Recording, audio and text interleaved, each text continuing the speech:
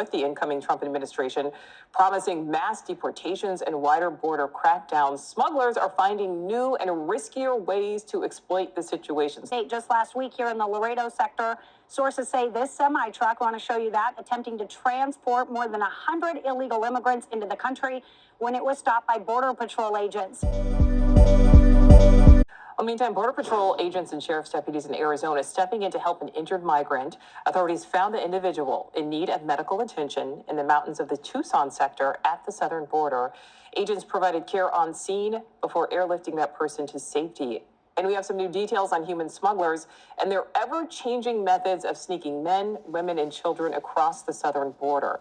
This summer, the Biden administration implemented some new measures to try to combat the criminal networks that move people into the U.S. illegally, but that just led smuggling rings and drug cartels to change their methods. And now the incoming Trump administration promising mass deportations and wider border crackdowns, smugglers are finding new and riskier ways to exploit the situations. Let's bring in News Nation's Allie Bradley live for us in Del Rio, Texas. Allie, what new are you learning about these changing tactics?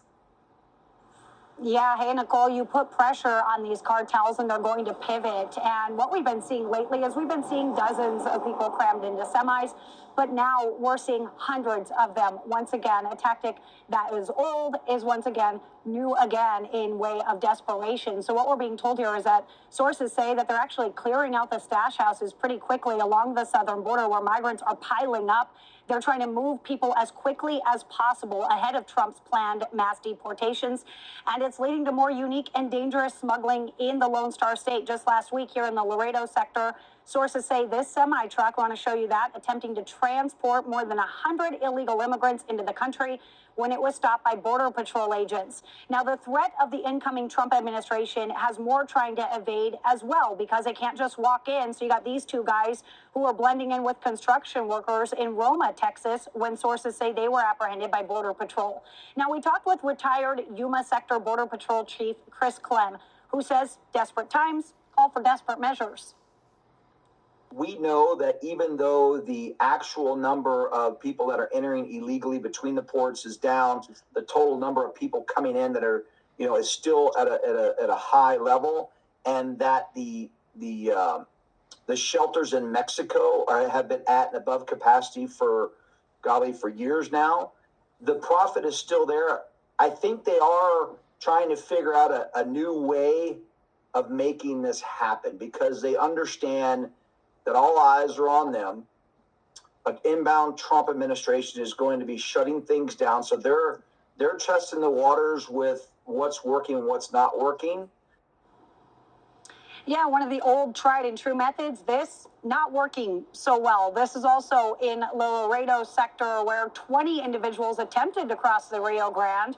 However, Border Patrol stopped them, turned them back to Mexico, so they were unsuccessful in their attempt to cross illegally into the United States. Now, the ports of entry right now, they are using those x-ray machines, so they are making it a little bit tougher for individuals to evade, to get in.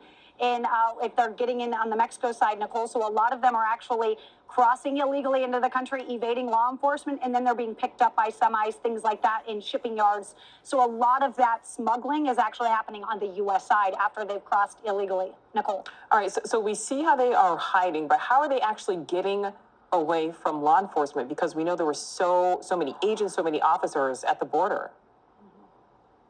Yeah, so I talked about the x-ray machines making it a little bit harder, right? The ways of getting in, a little bit more dangerous for law enforcement. Once again, look at this out of the San Diego sector where they're actually alerting agents that smugglers are using spike strips. They're literally laying out spike strips to disable Border Patrol vehicles. Now, the chief there is saying historically these tactics are used when we increase our effectiveness across the border. So like I said, you put pressure on them, they're going to have to pivot. This is one of those pivots. Now, we did report on a similar tactic being used in the Del Rio sector. This was back in September. They were using caltrops to deter law enforcement down here. So another interesting take to all of this, Nicole, is that law enforcement I talk with down here say the cartel is going to get more dangerous. It's going to get more dangerous for law enforcement down here because they were kind of freely operating over the last 3.5 years. Now they're getting more pressure. They're getting more of that pushback, and it's harder for them to make that $13 billion a year that they need to make. So law enforcement say they anticipate the cartel is going to get more violent. They're going to be using drones more. They're going to be throwing rocks and things like that. So they are advising Border Patrol to remain vigilant, to remain kind of on a swivel down here when it comes to law enforcement, Nicole, because things are ramping up. All right, Allie Bradley, live for us there in Texas. Thank you.